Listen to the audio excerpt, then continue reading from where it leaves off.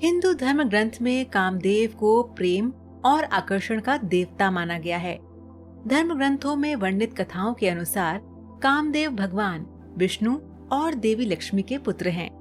ऐसा माना जाता है कि कामदेव का विवाह देवी रति के साथ हुआ था, जो कामदेव की तरह ही प्रेम और आकर्षण की देवी मानी जाती है। परंतु कुछ कथाओं में कामदेव को स्वयं ब्रह्मा जी का पुत्र भी बताया गया है और इनका संबंध भगवान शिव से भी है। धर्म ग्रंथों में कामदेव का स्वरूप सुनहरे पंखों वाले एक सुंदर नवयुवक की तरह प्रदर्शित किया गया है, जिनके हाथ में धनुष और बाण है। इनकी सवारी तोते को बताया गया है। ये तोते के रथ पर मछली के चिन्ह वाले लाल ध्वज लगाकर विचरण करते हैं। परंतु कामदेव को कुछ शास्त्रों में हाथी पर बैठे हुए भी बताया गया है। कहते हैं कि भगवान शंकर ने अपने तीसरे नेत्र से कामदेव को भस्म कर दिया था। उसके बाद उनके अगले जन्म में उनकी पत्नी रति के साथ कामदेव का पुनः मिलन हुआ। तो आइए जानते हैं कामदेव और देवी रति की प्रेम कथा। स्वागत है दोस्तों आपका हमारे चैनल समय चक्र में। पौराणिक कथाओं के अनुसार एक समय ब्रह्मा जी सृष्टि के विस्तार की कामना से ध्यान मग्न थे। उसी समय उनके अंश से एक तेजस्वी पुत्र काम उत्पन्न हुआ। वो पुत्र कहने लगा कि मेरे लिए क्या आज्ञा है। तब ब्रह्मा जी ने उससे कहा कि मैंने सृष्टि उत्पन्न करने के लिए प्रजापतियों को उत्पन्न किया था, परंतु वे सृष्टि रचना में सफल नहीं हुए। इसलिए ये कार्य अब मैं तुम्हें सौंपता हूँ और इसे पूर्ण करने की आज्ञा देता हूँ। परंतु ब्रह्मा जी की बात सुने बिना ही कामदेव वहाँ से विदा होकर अदृश्य हो गए। ये देख ब्रह्मा जी को क्रोध आ गया और उन्होंने कामदेव को श्राप दे दिया कि तुमने मेरी आज्ञा का पालन नहीं किया है। काफी देर तक कामदेव की लगातार विनती करने पर ब्रह्मा जी प्रसन्न हो गए और उन्होंने कामदेव को रहने के लिए 12 स्थान दिए। उन्होंने कहा कि हे कामदेव, तुम्हारा निवास स्थान स्त्रियों के कटाक्ष, उसके केश राशि, उसकी जंघा, वक्ष, नाभि, जंघमूल, अधर, कोयल की कूक, चांदनी, वर्षा काल, चैत्र और वैशाख महीना होगा।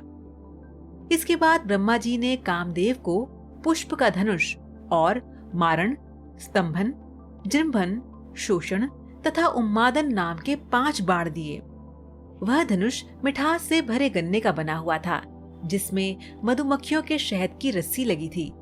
उनके धनुष का बाण अशोक के पेड़ के महकते फूलों के अलावा सफेद, नीले कमल, चमेली और आम के पेड़ पर लगने वाले फूलों से बने हुए थे। ब्रह्मा जी से मिले वरदान के बाद कामदेव तीनों लोकों में भ्रमण करने लगे और भूत, पिशाच, गंधर्व, यक्ष सभी को अपने काम में वशीभूत कर लिया। और एक बार इसी क्रम में वे भगवान शिव के पास कैलाश पहुँचे। भगवान शिव तब तपस्या में लीन थे। तभी कामदेव छोटे से जंतु का सूक्ष्म रूप धरकर उनके कान के छिद्र से भगवान शिव के शरीर में प्रवेश कर गए। इससे शिव जी का मन चंचल हो उठा। उसके बाद भगवान शिव ने ध्यान योग से देखा कि उनके शरीर में कामदेव प्रवेश कर गया है। जब ये बात कामदेव को पता चली तो वह उसी क्षण भगवान शिव के शरीर से बाहर आ गए और आम के एक वृक्ष के नीचे जाकर खड़े हो गए। फिर उन्होंने शिवजी पर अपना मोहन नामक बाण छोड़ दिया, जो शिवजी के हृदय पर जाकर लगा। इससे शिवजी क्रोधित हो उठे और उन्होंने कामदेव को अपने तीसरे नेत्र की ज्वाला से भस्म कर दिया। जब ये बात कामदेव की पत्नी रति को पता चली तो वह विलाप करती हुई वहां आ पहुंची। तभी आकाशवाणी हुई, जिसमें रति को विलाप न करने और भगवान शिव की आराधना करने को कहा गया। आकाशवाणी सुनकर रति ने श्रद्धा पूर्वक भगवान शंकर की प्रार्थना की। रति की प्रार्थना से प्रसन्न होकर शिवजी ने कहा, कामदेव ने मेरे मन को विचलित किया था, इसलिए मैंने इन्हें भस्म कर दिया। अब अगर ये अनंग रूप में महाकाल वन में जाकर शिवलिंग की आराधना करेंगे तो इनका उद्धार होगा। उसके पश्चात कामदेव भगवान शंकर के आदेशानुसार महाकाल वन में चले गए और उन्होंने पूर्ण भक्ति भाव से शिवलिंग स्थापना की और फिर घोर तपस्या करने लगे। कुछ समय बाद कामदेव की तपस्या से प्रसन्न होकर शिव जी ने कहा कि तुम अनंग शरीर के बिना रहकर भी सारे कार्य करने में समर्थ रहोगे और द्वापर युग में कृष्ण अवतार के समय तुम रुक्मणी के गर्भ से जन्म लोगे और तुम्हारा नाम प्रद्युम्न होगा। शिव के कहे अनुसार द्वापर युग में भगवान श्री कृष्ण और रुक्मणी को प्रद्युम्न नाम का एक पुत्र हुआ जो कि कामदेव का ही अवतार था। परंतु जन्म के पश्चात श्री कृष्ण से दुश्मनी के चलते राक्षस शंवरासुर ने प्रद्युम्न का अपहरण कर लिया और उसे समुद्र में फेंक दिया। उस शिशु को एक मछली ने निगल लिया और वो मछली मछुआरों द्वारा पकड़ी जाने के बाद शंवरासुर के रसोई घर में ही पहुंच गई। जब ये बात देवी रति को मालूम हुई तो वह रसोई में काम करने वाली मायावती नाम की एक स्त्री का रूप धारण करके रसोई घर में पहुंच गई और वहां आई मछली को उसने ही काटा और उसमें से निकले बच्चे को एक माँ के समान पाला पोसा। जब वो बच्चा युवा हुआ तो उसे पूर्व जन्म की सारी बातें याद दिलाई।